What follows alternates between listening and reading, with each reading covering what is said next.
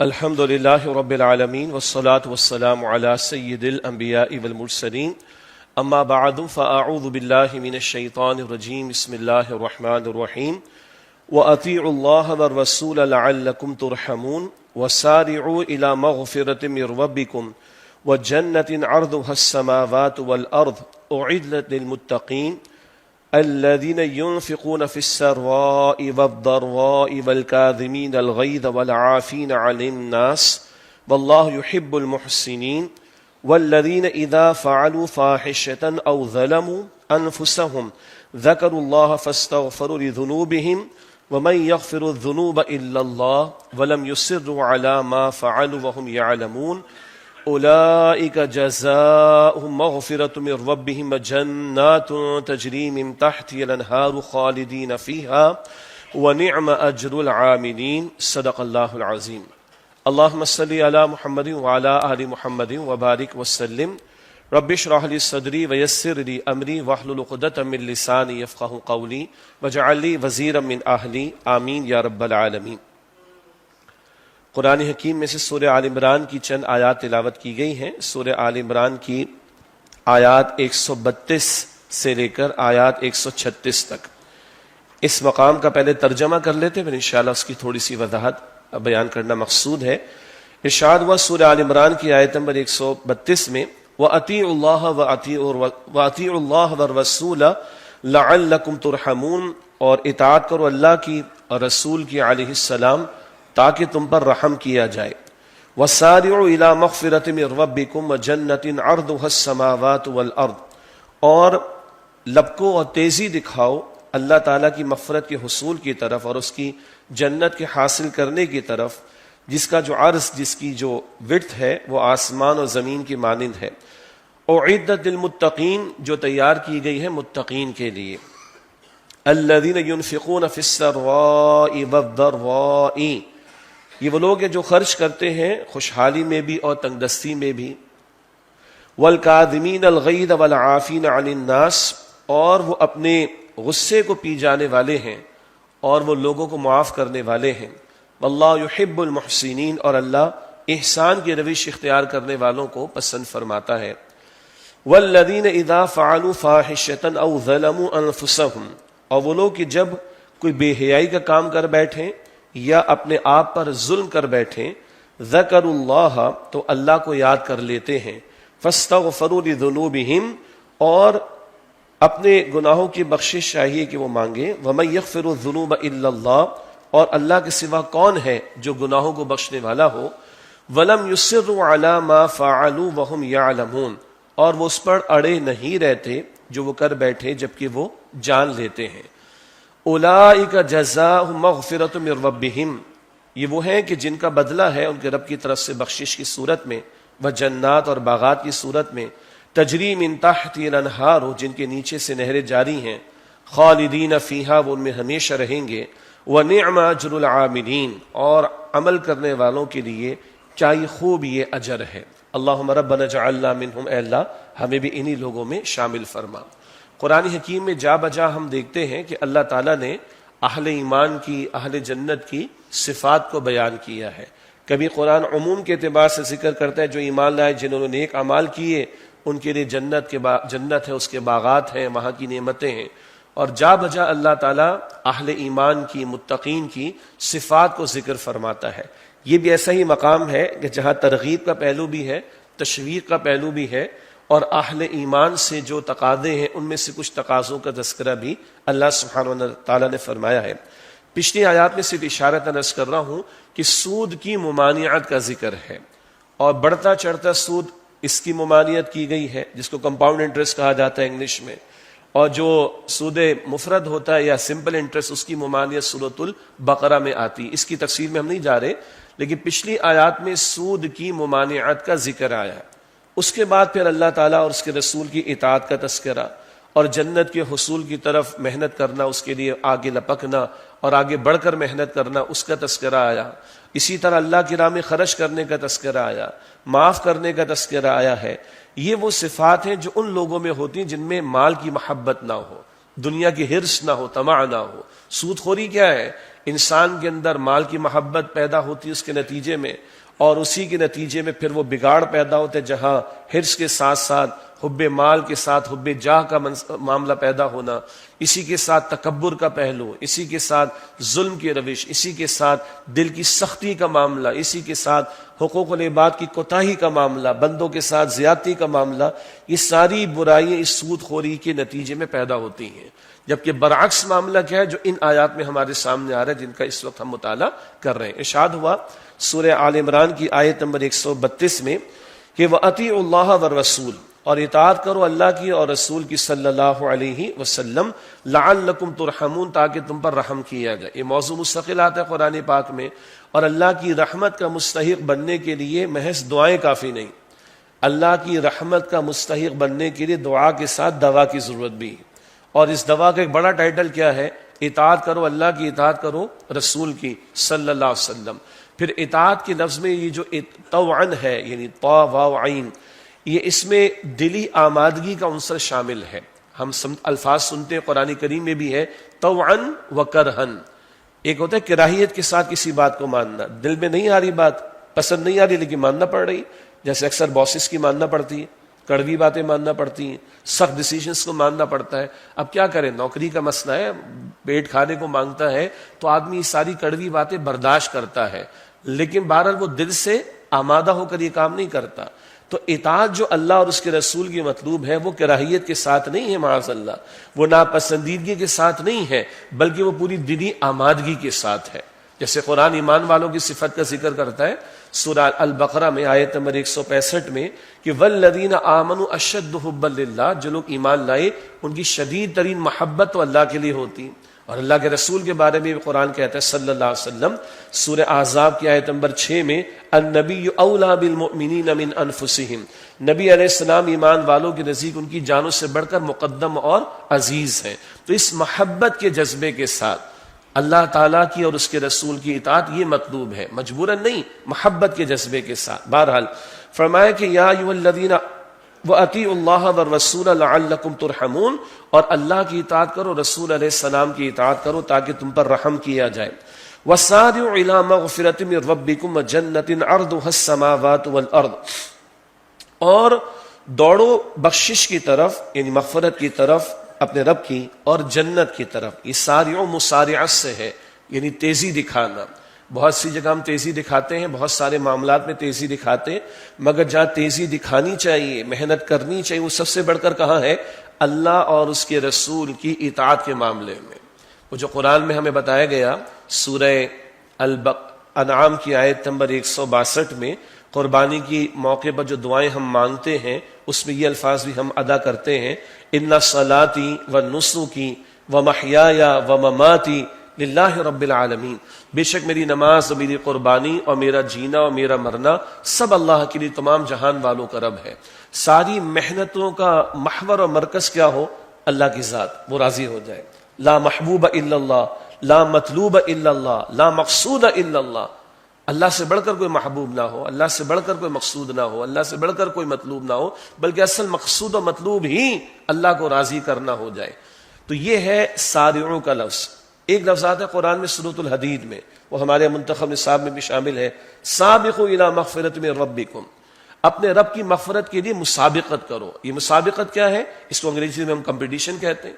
دنیا میں کمپٹیشن ہے، اسکولوں میں ہے، کالجز میں، یونیورسٹیز میں، کارپوریٹ سیکٹر میں، خاندانوں میں، دوستوں میں، یاروں میں کمپٹیشن لگا ہوتا ہے۔ آگے بڑھنے کا ایک شوق ہے انسان کے اندر، ایک فطری جذبہ ہے۔ کہاں آگے بڑھ رہے ہو؟ الہاکم التکاثر حتی زرتم المقابر، یہ مال اور دنیا کی محبت میں لگے رہے، خوب کثرت سے تم نے جمع بھی کر لیا، لیکن کیا ہوا؟ غفلت میں پڑے رہے۔ حتی زرتم المقابر، یہاں تک کہ تم نے قبریں دیکھ لی۔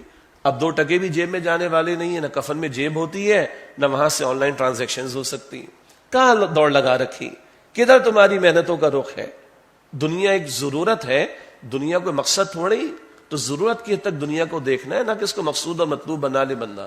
جگہ دل لگانے کی یہ دنیا نہیں ہے، یہ عبرت کی جا ہے، تماشا نہیں ہے۔ تو کہیں قرآن سارعوں کہتا ہے، مسارعت، تیزی دکھانا، ایفرٹس لگانا، جان کھپانا۔ جو آج ہم پروفیشنلی اپنی اسٹڈیز میں لگاتے ہیں، کیریئر میں لگاتے ہیں، پروفیشن میں، اور بڑی تعریف بھی ہوتی، جان لگا دی بندے نے، بھائی دن رات ایک کر دیا۔ At the end of the day دن رات کس چیز کے لیے کیا ہے؟ یہ بھی غور کرنے کی ضرورت ہے. جتنا بنا لیا دنیا میں 2 فٹ نیچے کے سارا پڑا رہ جائے گا باہر. تو کہاں دوڑو؟ یہ دوڑنا تمہاری فطرت میں ہے، یہ کمپٹیشن کا عنصر تمہاری فطرت میں ہے، یہ جذبہ تمہاری فطرت میں موجود ہے. ہمارا دین دین فطرت ہے. ان فطری جذبات کو دین کچلتا نہیں ہے، وہ صحیح رخ پر ڈھالتا ہے، چینلائز کرتا ہے. تو اگر کوئی جذبہ تمہارے اندر ہے تیزی دکھانے کا، ایفرٹس لگانے کا، جان مارنے کا، کمپٹیشن کا، مسابقت کا، آگے بڑھنے کا، نمایاں ہونے کا، تو ادھر آؤ بھائی اللہ کی مغفرت کے حصول کے لیے. وَجَنَّةٍ عَرْضُهَا السَّمَاوَاتُ وَالْأَرْضُ، اور اس جنت کے حصول کے لیے تمہاری تیزی ہو، تمہاری محنتیں ہو، تمہاری سٹرگل ہو، تمہاری ایفرٹس ہو، تمہارا کمپٹیشن ہو، تمہارا جان مارنا ہو. عَرْضُهَا السَّمَاوَاتُ وَالْأَرْضُ، جس کا عرض جو ہے وڈتھ آسمان اور زمین کی طرح ہے. اب یہ وڈتھ کم ہوتی ہے، لینتھ زیادہ ہوتی ہے، ہمیں پتا ہے. انسان تصور نہیں کر سکتا جنت کی وسعتوں کا. تو اللہ تعالیٰ ان حقائق کو ہمارے مشاہدات میں سے کچھ چیزوں کو سامنے رکھ کر سمجھاتا ہے. اس جنت کی جو عرض ہے، اس کی جو وڈتھ ہے، وہ آسمان و زمین جیسی. تو اس کی لینتھ کا عالم کیا ہوگا تم تصور ہی نہیں کر سکتے. اور آسمان کے بارے میں قرآن یہ بھی فرماتا ہے سورہ زاریات میں، وَالسَّمَاءَ بَنَيْنَاهَا بِأَيْدٍ وَإِنَّا لَمُوسِعُونَ، آسمان کو ہم نے اپنے دست قدرت سے بنایا اور ہم وسعت یہ چلے جا رہے ہیں. آج دنیا اپنی تحقیق سے جہاں تک پہنچی ہے، ایکسپینڈنگ یونیورس کا کانسیپٹ بھی ہمارے سامنے، یہ کائنات بھی وسعت پذیر ہے. تو جنت کی وسعتوں کا سمجھنا تو ممکن نہیں، البتہ اس کو کچھ ادراک ہو جائے. اللہ فرما رہا اس کی جو وڈتھ ہے، اس کی جو چوڑائی ہے، وہ آسمان و زمین جیسی ہے. تو اس کی لمبائی کا عالم کیا ہوگا تم تصور نہیں کر سکتے. رسول اللہ کی حدیث ہے صلی اللہ علیہ وسلم، صحیح مسلم کی روایت ہے. آپ نے فرمایا، طویل حدیث ہے، پہلے بھی اس کا ذکر کئی مرتبہ آیا. اللہ کے رسول فرماتے ہیں کہ آخری بندہ جو جنت میں داخل کیا جائے گا، آخری والا، ساری سزا بھگتنے کے بعد، اللہ محفوظ رکھے، اللہ پہلے مرحلے میں جنت ہمیں عطا فرمائے. آخری بندہ جو جہنم سے نکال کر جنت میں ڈالا جائے گا، اس کی جنت اس دنیا سے 10 گنا بڑی ہوگی. جی ماڈل ٹاؤن لاہور کی بات نہیں ہو رہی ہے، جی یہ پاکستان کی بات نہیں ہو رہی. اس دنیا سے دنیا 10 گنا بڑی. اور حدیث میں الفاظ ہے کہ وہ بندہ، اس کو یقین نہیں آ رہا ہوگا، اللہ تو نے تو جہنم سے نکال دی اتنی بڑی بات، اتنی بڑی جنت. تو رسول اللہ علیہ السلام مسکرائے کہ اس کو یقین نہیں آ رہا ہوگا کہ اتنی بڑی جنت اللہ مجھے عطا فرما رہا ہے. آخری بندے کا عالم یہ ہے، تو پہلو والوں کی جنت کیسی ہوگی، مقربین کی جنت کیسی ہوگی، انبیاء اور رسول کی کیسی ہوگی، اور امام الانبیاء صلی اللہ علیہ وسلم کی کیا ہوگی، ہم تصور نہیں کر سکتے. اللہ یقین بھی عطا کرے، شوق بھی عطا کرے، اور اللہ ہم سب کو جنت الفردوس عطا فرمائے. اب یہ دعا ہے، لیکن میں نے شروع میں کہا تھا کہ دعا سے آگے دوا بھی ہے، اور اللہ دوا بھی بتاتا ہے ہمیں، دعائیں بھی بتاتا ہے، جنت کے نظارے بھی اللہ کراتا ہے ہمیں، لیکن اللہ دوائیں بھی بتاتا ہے. فرمایا کس کے لیے ہے؟ اعدت للمتقین، یہ متقین کے لیے تیار کی گئی ہے. کچھ دن پہلے رمضان کا مہینہ گزرا، روزے کا حاصل بھی تقویٰ، اور ساری زندگی کا تقویٰ کیا ہے؟ حرام کو چھوڑو، گناہوں کو چھوڑو، نافرمانی کو چھوڑو. بات پہلے آ گئی، اللہ اور اس کے رسول کی اطاعت کی طرف آؤ صلی اللہ علیہ وسلم.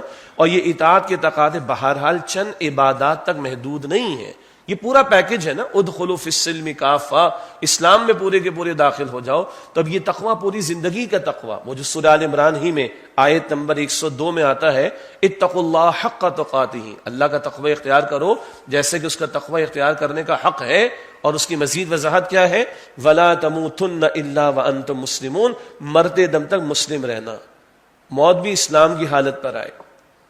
یہ ہے مرتے دم تک کا روزہ، یہ ہے ساری زندگی کا روزہ، یہ ہے اللہ اور اس کے رسول علیہ السلام، اللہ اور اس کے رسول علیہ السلام کے احکامات کی پاسداری. یہ زندگی بھر کا روزہ ہے، یہ زندگی بھر کا روزہ ہے. اور اللہ کی جنت سستی نہیں. اس وقت جو پیٹرول کی پرائز بڑھ گئی، وہ آخر میں نے بات کرنی ہے. بہرحال مشکلات تو ہیں، کہاں نہیں ہے مشکلات. تو دنیا میں بنیادی سی چیزیں بھی فری میں نہیں ملتی ہمیں. اللہ کی جنت ہمیں گھر بیٹھے مل جائے گی، کیا خیال ہے؟ بیٹھے بیٹھے مل جائے گی، صرف مانگنے سے مل جائے گی. صرف مانگنے سے تو بچے کو اسکول میں کامیابی نہیں ملتی، آپ کو مجھے تنخواہ نہیں ملتی. صرف مانگنے سے جنت مل جائے گی؟ نہیں بھائی، اس کے بعد تقاضے ہیں. اور یہ ہے جس کو میں نے شروع میں عرض کیا کہ جا بجا اللہ تعالیٰ وہ اوصاف، وہ صفات، وہ تقاضے، وہ مطالبات ہمارے سامنے رکھتا ہے کہ یہ کرو تو تمہارے لیے جنت کا وعدہ ہے. فرمایا اعدت للمتقین، وہ تقوی اختیار کرنے والوں کے لیے تیار کی گئی ہے. اب یہ متقین کون ہوتے ہیں؟ قرآن کریم کے شروع میں بھی ہم پڑھتے ہیں، سورۃ البقرہ ہی میں، ھدی للمتقین الذین یؤمنون بالغیب ویقیمون الصلاۃ ومما رزقناہم ینفقون. آگے اور صفات بھی ہیں، یہاں بھی صفات آ رہی ہیں. کن کے لیے جنت ہے؟ فرمایا الذین ینفقون فی السراء والضراء، جو انفاق کرتے ہیں خوشی میں بھی اور تکلیف میں بھی، خوشحالی ہو تب بھی، تنگ دستی ہو تب بھی، صحت کا عالم ہو تب بھی، بیماری کا عالم ہو تب بھی، حالات مناسب ہے، بہتر ہے معاشی اعتبار سے تب بھی، حالات ذرا تنگ دستی والے ہو جائے، تنگ ہو جائے تب بھی، ہر حال میں خرچ کرتے ہیں. اچھا اگلی بات یہ ہے کہ ینفقون کے ساتھ یہاں مال کا ذکر نہیں ہے. یہ بات ہمارے دروس میں بھی بار بار آتی ہے، اس کو مفتی شفیع صاحب رحمۃ اللہ علیہ نے بھی یہاں ذکر کیا اپنی تفسیر معارف القرآن میں کہ یہاں معین نہیں کہ کس چیز کا انفاق، صرف مال کا انفاق نہیں. اللہ نے جان دی ہے، اللہ نے اولاد دی ہے، اللہ نے صلاحیتیں دی ہیں، اللہ نے ایکسپرٹیز دی ہے، اللہ نے اور ریسورسز دی ہیں، سوچنے کی صلاحیت ہے، بولنے کی صلاحیت ہے، لکھنے کی صلاحیت ہے، مینجمنٹ کی صلاحیت ہوگی، آئی ٹی ریلیٹڈ صلاحیت ہوں گی، فائنینشیل ریلیٹڈ یعنی فائنینس میٹر ریلیٹڈ صلاحیتیں ہوں گی. جو کچھ بھی ہے اس سب کا انفاق مطلوب ہے. یہ جو ہمارے سورہ حدید کا درس منتخب نصاب میں اس کا حوالہ ہم دیتے بھی ہیں بار بار کہ سورہ حدید میں فرمایا کہ وَأَنفِقُوا مِمَّا جَعَلَكُم مُسْتَخْلَفِينَ فِيهِ، جس شے میں اللہ نے تمہیں اختیار عطا فرمایا اس میں سے خرچ کرو، اس میں سے انفاق کرو. اب اختیار اس جان پر بھی ہے، مال پر بھی ہے، اولاد بھی ہے، صلاحیتیں بھی ہیں، وسائل بھی ہیں، ریسورسز بھی ہیں، ان سب کو لگاؤ.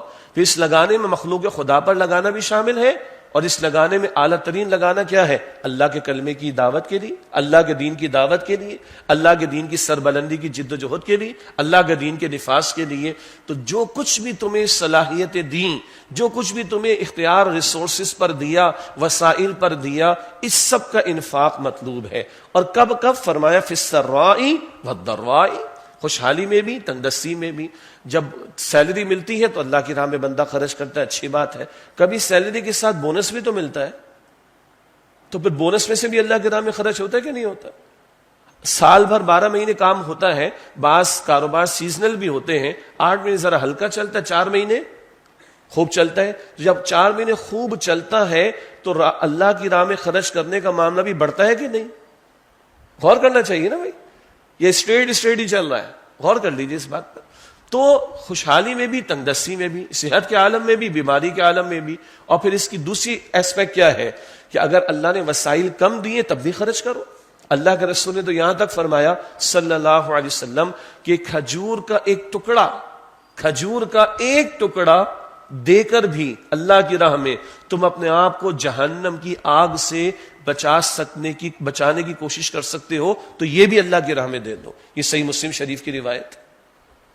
بہرحال کوئی ارن کر رہا ہے، کوئی کما رہا ہے 50,000، وہ چند 100 بھی خرچ کرے گا، 1-2 ہزار بھی خرچ کرے گا، بڑی بات. ایک بندہ کما رہا ہے 10 لاکھ پر منتھ، تو پھر اس کا 1-2 ہزار تو نہیں بنتا نا، اس کے حساب سے خرچ کرے گا، پھر وہ ہزاروں میں خرچ کرے گا. تو ہر بندہ اپنی کیپیسٹی کے مطابق دیکھے. اور خرچ کرنے کے اعتبار سے ایک اور پہلو بھی ہے. ذرا دیکھیں کہ جب دنیا میں ہمارے ایونٹس آ جاتے ہیں تو کتنا خرچ ہوتا ہے.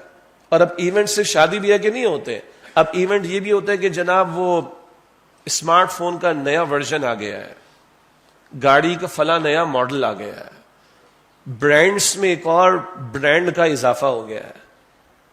تو اب یہ بھی ایونٹس ہیں لوگوں کے. بھائی لوگ ٹینشن میں ہوتے ہیں بعض مرتبہ، اگر 1 سال ہو گیا اور اسمارٹ فون کا سیٹ جو ہے وہ چینج نہیں ہوا تو لوگ سمجھتے ہیں ہمارا تو گزارا ہی نہیں ہو رہا. بھائی انا للہ و انا الیہ راجعون.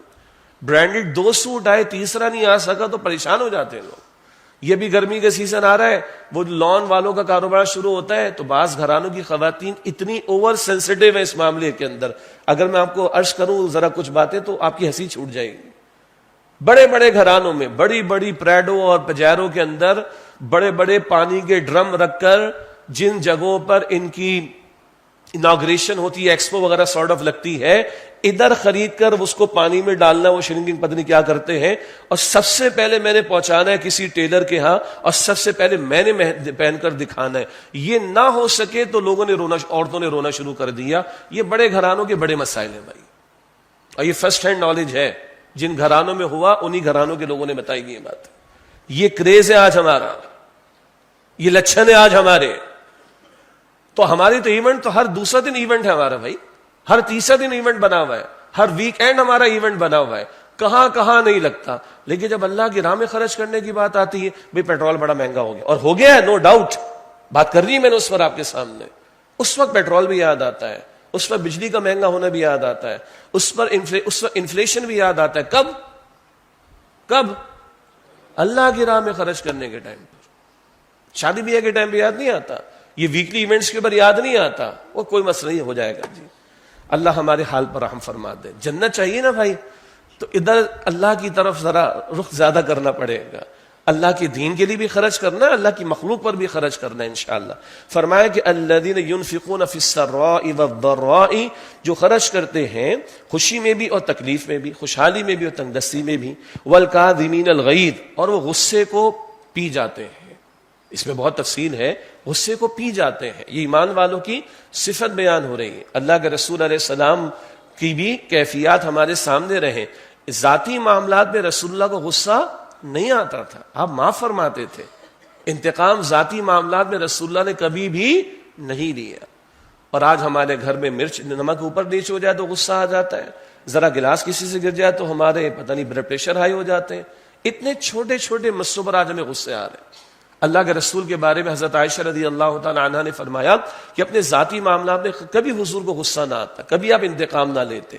ہاں اللہ کی حدود میں سے کوئی حد ٹوٹتی تو سب سے زیادہ غصہ اللہ کے رسول کو آتا تھا صلی اللہ علیہ وسلم. آپ کا چہرہ سرخ ہو جاتا تھا.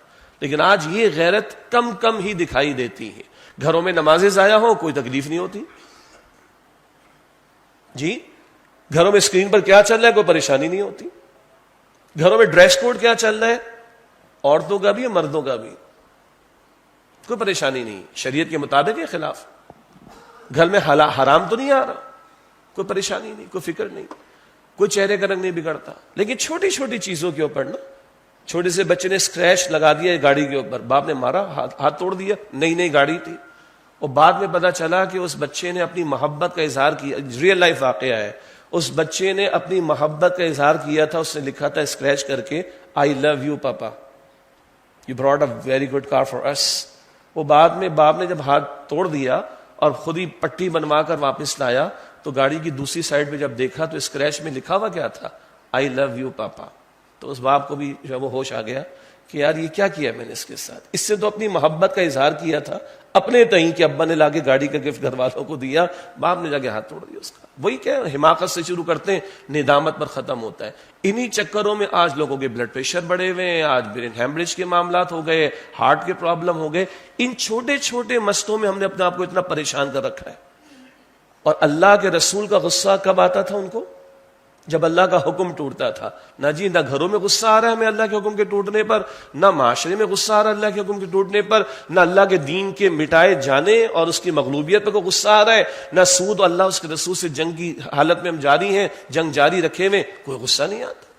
تو مسئلہ تو ہمارا اپنا ہوا نا. جہاں آنا چاہیے وہاں آ نہیں رہا، اور جہاں نہیں آنا چاہیے وہاں ضرورت سے زیادہ لا کر غصہ اپنے آپ کو پریشان کرتے ہیں. تو عام حالات میں پسندیدہ غصے کو پی جانا. ہاں جہاں دین کا حکم ٹوٹ رہا ہے، دین دشمنوں کا معاملہ آئے گا تو سینہ تان کر بھی کھڑے ہوں گے، وہاں مطلوب ہے غصے کا اظہار. پھر دیکھیے ہمارا دین بڑا پیارا ہے، وہ دین فطرت ہے نا. تھوڑی دیر پہلے کمپٹیشن پر بات ہوئی تھی، فطری جذبہ ہے، دین نے صحیح رخ پر ڈھالا ہے، چینلائز کر دیا. غصہ آنا فطرت میں ہماری، اور نکلنا نہیں چاہیے غصہ، صحیح جگہ نکلنا چاہیے. صحیح جگہ نکلے گا اپنا بھی فائدہ ہوگا، معاشرے کا بھی فائدہ ہوگا. غلط جگہ نکلے گا اپنا بھی نقصان کریں گے، اپنے گھر کا بھی نقصان کریں گے، معاشرے کا بھی نقصان کریں گے. صحیح رخ پر اس کو ڈھالا ہے ہمارے دین نے.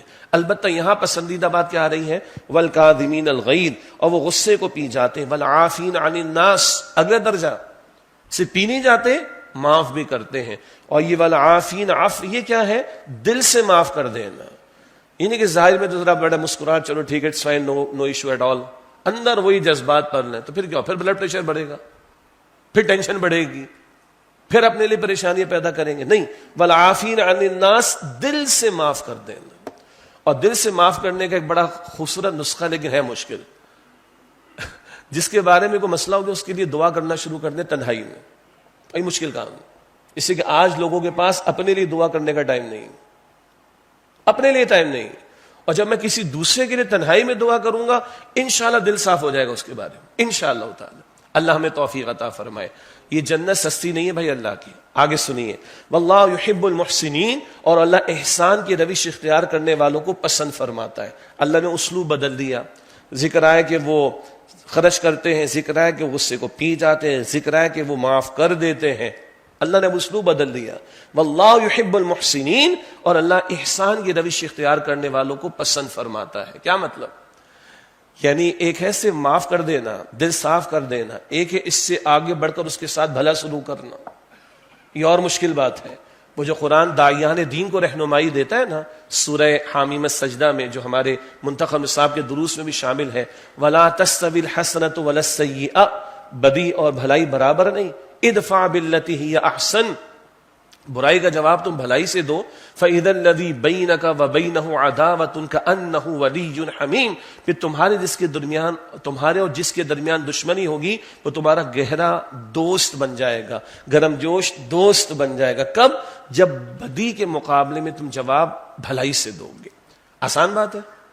مشکل بات ہے، اور جنت بہرحال مشقتوں سے اور مشکلات سے گھیری گئی ہے۔ دیکھیں غور کیجئے، اللہ نے اسلوب بدل دیا، واللہ یحب المحسنین، یہ اعلیٰ ترین درجہ اللہ اس کی پسندیدگی کا اظہار فرما رہا ہے۔ اللہ احسان کی روش اختیار کرنے والوں کو پسند فرماتا ہے۔ احسان وہ بھی ہے کہ بھلا سلوک کرنا، بھلا معاملہ کرنا، پھر احسان وہ اپنی جگہ پر، ان تعبد اللہ کأنک تراہ فإن لم تکن تراہ فإنہ یراک، اللہ کی بندگی ایسے کرو گویا کہ تم اسے دیکھ رہے ہو، ورنہ یہ تو یقین رکھو کہ اللہ تمہیں دیکھ رہا ہے۔ وہ احسان جو حدیث مبارک میں رسول اللہ علیہ السلام نے اس کی وضاحت فرمائی، جبریل امین علیہ السلام تشریف لائے، حدیث جبریل جو معروف ہے، وہ اپنی جگہ احسان کی پوری تعریف بھی ذہن میں رہے، واللہ یحب المحسنین، اور اللہ تعالیٰ احسان کی روش اختیار کرنے والوں کو پسند فرماتا ہے۔ فرمایا والذین اذا فعلوا فاحشۃ، بلکہ اس کے ذیل میں ایک بڑا قیمتی واقعہ بھی ہے، مفتی شفیع صاحب نے بھی نقل کی اور دیگر مفسرین نے بھی، ایک سے زائد واقعات ہیں۔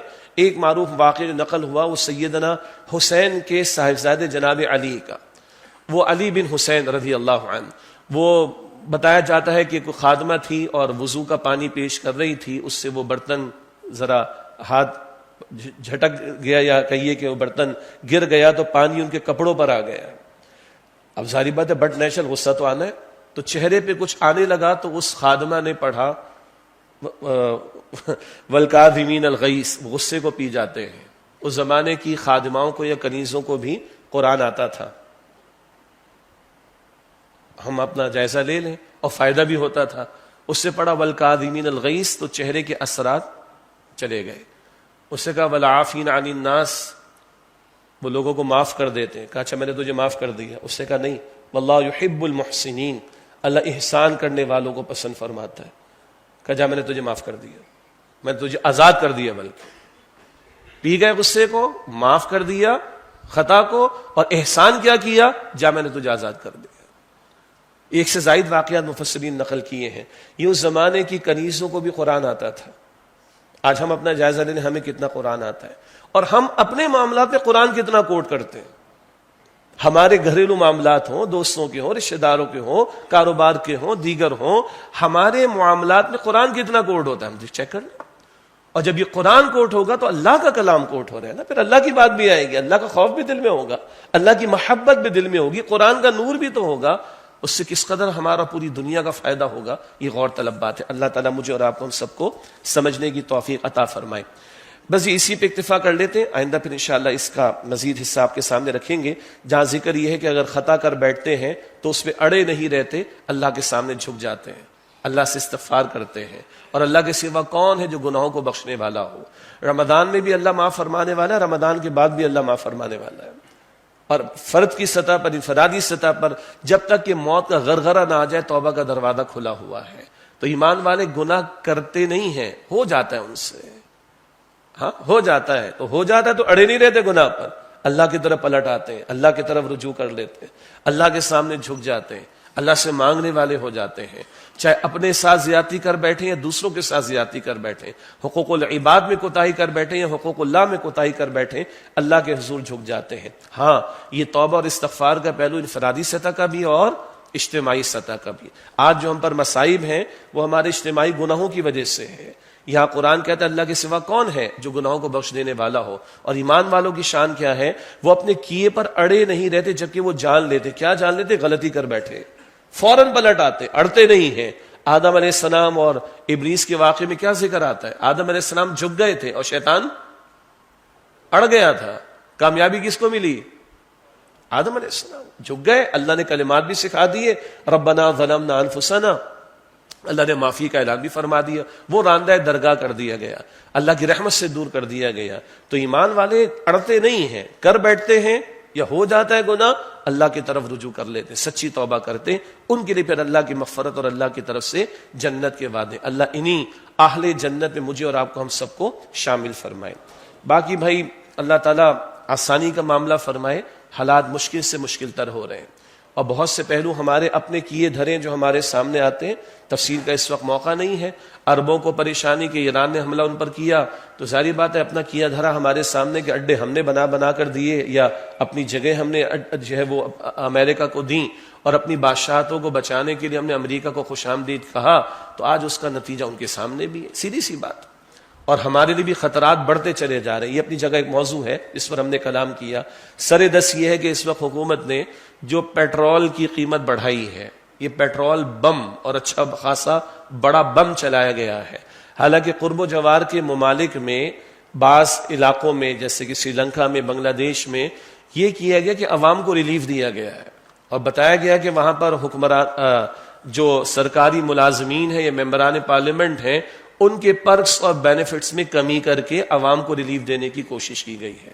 اور ہمارے اتنی لمبی جمپ لگا کے کم و بیش کو 200 روپے کے قریب، اگر پچھلی جو 2 انکریز ہوئی ہیں جنگ کی حالات کے بعد، کم و بیش 200 روپے کے قریب کا معاملہ انکریز کا بڑھ گیا۔ ایگزیکٹ فگر آپ سب کے پاس، ہم کے پاس ہے 55 اور پھر 143 یا 147 کا جو بھی اضافہ ہوا ہے جی، 250۔ ہاں، جس کو زیادہ فیل ہوگا وہ اور زیادہ بتائے گا بھائی، سیدھی سی بات ہے۔ اور اسے پیٹرول تو نہیں ہے نا، اس کے اثرات کہاں تک جانے، اور یہ بات ہم نے مہینوں نہیں برسوں سے یہاں پر عرض کی ہے، اور میں صرف آج کیمرے کے سامنے میں کہتا ہوں، آج بڑے پاکستان سے محبت کرنے والے ہمارے بڑے بڑے حضرات اور بڑے لوگ ہیں۔ میں نے 2-4 ہائی اپس کے سامنے بھی یہ کہا، میں نے کہا میں پھر جمعے میں کہوں گا، آج کوئی ہمارا جنرل، کرنل، میجر، آج کوئی ہمارا جج، آج کوئی ہمارا بیوروکریسی کا بڑا آفیسر کھڑے ہو کر یہ کہے کہ جناب میں 20 لاکھ دے رہا ہوں، 15 لاکھ تنخواہ میں لے رہا ہوں، میرے پاس نوکر بھی ہے، میرے پاس اتنا لیٹر پیٹرول بھی ملتا ہے، یہ بھی ملتا ہے، وہ بھی ملتا ہے، لیکن یہ قوم بہت مقروض ہو چکی ہے، یہ قوم بڑی کرائسس میں آ چکی ہے۔ آج کی خبر کے مطابق اس وقت ایک پیدا ہونے والا بچہ اس ملک میں وہ 3.25 لاکھ روپے کا مقروض پیدا ہوگا، 3.25 لاکھ روپے کا۔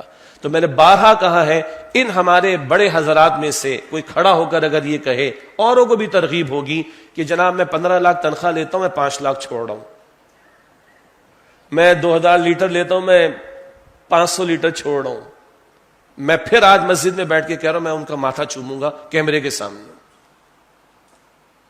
یعنی ان پر کوئی اثر نہیں آئے گا، یہ ہماری ایلیٹ، یہ ہماری اشرافیہ، ان پر کوئی اثر نہیں آئے گا۔ ہم بہرحال کچھ نہ کچھ ہائی اپس کے دفاتر میں اور مقامات پر ہم آفیسز میں گئے، جو عیاشیوں کا سامان ہے اور باقی سارا میڈیا پر اویلیبل ہے، کس کو کیا کچھ مل رہا ہے، یہ اللہ تللے چلتے رہیں گے، اور عوامی جانوروں کی طرح ان پر سارا بوجھ ڈالا جائے گا۔ ان حکمرانوں کو سوچنا چاہیے، ان حکمرانوں کو سوچنا چاہیے، او بھائی اشرافیہ سے شروع کرو، یہ اوپر والوں سے شروع کرو۔ دنیا میں دیگر ممالک نے ریلیف دیا ہے، جیسے سری لنکا، بنگلہ دیش کی مثالیں کچھ ہمارے سامنے آئی ہیں۔ یہ ہائی اپس کے کٹس تو لگاؤ، ان کے بینیفٹس کو کم کرو، ان کے پرکس کو کم کرو، ان کی فیسلٹیز کو کم کرو۔ عیاشیوں کے سامان چل رہے، بعض اوقات کتے بھی اے سی کی گاڑی میں گھوم رہے ہوتے ہیں، اور کتوں کے علاج کے لیے جو ہے ایمبولینس تک آ جاتی ہے۔ کچھ ایسے بھی لوگ ہیں ہمارے ملک کے اندر، عوام ہی رہ گئے پسنے کے لیے۔ اور اس وقت جو عالمی حالات ہے، پاکستان ویسے ہی خطرے کے اندر ہے۔ اگر یہ انتشار ملک کے اندر کھڑا ہو گیا اور عوام کھڑے ہو گئے، کیا نتیجہ نکلے گا؟ اندر بھی انتشار اور باہر سے بھی انتشار کا معاملہ۔ تو بہرحال ہم یہ عرض کریں گے کہ ساری دنیا کے لوگوں نے پہلے سے کچھ پلاننگ کی تھی، اور ہمارے اعلانات ہیں جناب ملک میں فیول کا کوئی مسئلہ نہیں ہے، انرجی کا کوئی ایشو نہیں ہے، ہمارے پاس ریزروز موجود ہیں مئی تک کے. اگر مئی تک کے ریزروز موجود ہیں وہ کس قیمت پر آپ کے پاس ہمارے پاس موجود ہے؟ تو یہ سارا بڑھا کر ریٹ پوری قوم کے اوپر بوجھ ڈالا جا رہا ہے. اور ابھی تازہ ترین اطلاعات یہ ہیں کہ امریکہ نے اجازت دے دی، کوئی بتائے گا 1 آدھ مہینے کے لیے، کہ ایران کی تیل کی ترسیل کی جا سکتی ہے. تو بھارت تو اس سے لے رہا ہے، ہم ایران سے تیل کیوں نہیں لیتے؟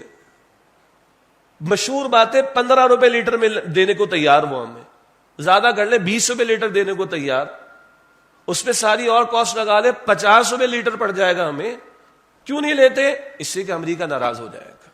یہ ہماری بدبختی کا مسئلہ، یہ جو غلام ابن غلام ہم بنے. اور یہ آج کی بات نہیں ہے. ایران کا پیٹرول، وہ اسمگلنگ وغیرہ جو ہوتی ہے، اور جن لوگوں کے بینیفٹس ہیں وہ اپنی جگہ پر، ان پر بھی بات آنی چاہیے. جنہوں نے اس پوری قوم کو سینکڑوں مرتبہ لوٹا ہے، لوٹ کے پیسہ یہاں سے لے کر گئے ہیں، ان سے پیسہ واپس لینا چاہیے. لیکن نہیں، بس وہ حکومتیں بدلتی رہتی ہیں، کبھی وہ نیب والوں کو متحرک کرتے، کبھی وہ متحرک کرتے، قوم کو کوئی فائدہ نہیں ہوتا.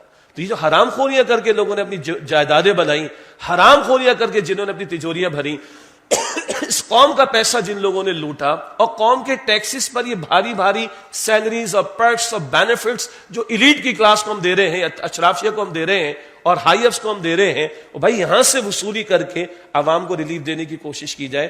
ورنہ ہم کیا چاہتے ہیں؟ اس ملک کے اندر پھر وہ انارکی پیدا ہو کہ اس کے بعد پھر یہاں سے جانا بھی کسی کے لیے مشکل ہو جائے. یہ خود پھر ہمارا کیا دھرا ہوگا. اللہ ہمارے ان بڑوں کو صحیح فیصلوں کی توفیق عطا فرمائے. اور بہرحال اللہ کو جواب دینا ہے، اصل بات یہ ہے اللہ کو جواب دینا ہے. اگر آپ کے پاس یہ اختیارات ہیں، اور یقیناً ہیں، کہ یہ اوپر والوں کے بینیفٹس کو کم کرو بھائی، جس کے نتیجے میں قوم کو ریلیف دیا جا سکتا، اور آپ نہیں دیتے ہو، تو کل اس کا جواب اللہ تعالیٰ کو دینا پڑے گا. اللہ ان کو بھی سمجھ عطا فرمائے، اور ہمیں بھی دین پر عمل کی توفیق عطا فرمائے. وآخر دعوانا ان الحمد للہ رب العالمین.